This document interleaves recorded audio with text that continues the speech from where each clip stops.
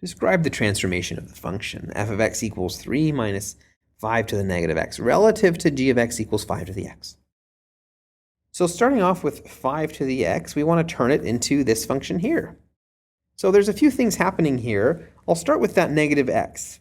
Okay, by replacing x with negative x, that is a reflection in the y-axis.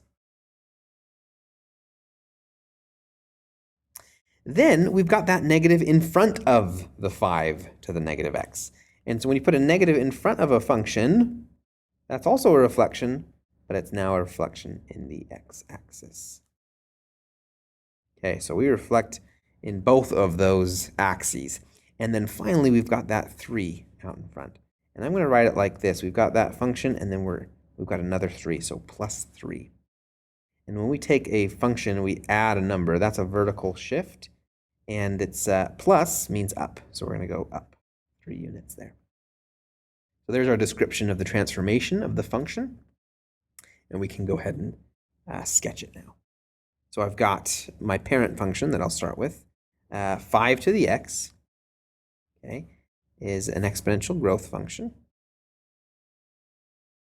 And it goes, my y-intercept, of course, is at 1. Now I want to do a couple of reflections. We'll start with a reflection in the y-axis. That's going to look something like that. Then we want to reflect in the x-axis. So now it's going to look something like that. And then finally, we want to shift that 3 units up. And so our asymptote at the axis is going to move up. 1, 2, 3.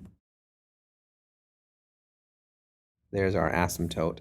And we go ahead and just shift that up. And the one point that we can track, that we did track, is this y-intercept. It was at 1, and then at -1, and then it went up 3, so now it's at +2. If you want, you can do another point, perhaps plug in 1 and you get 5, and then you can track that as well. But I'm not too concerned about that because we're just doing a rough sketch of our function.